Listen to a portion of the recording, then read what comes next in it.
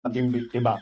Minamadali na lang natin ang kanilang magiging kung saan sila para naman may masilungan sila dito at hindi sila dahil marami, tama rin naman, natatakot na bumalik sa building.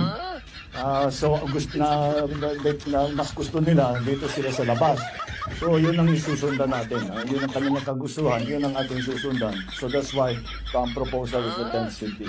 So this ongoing recovery program will continue until we are satisfied na lahat ng naapektuhan ay nabigyan na mapasat, may kinakain na, may tinutulugan na, may pinupunan na yung mga commercial enterprise ay tumatakbo na.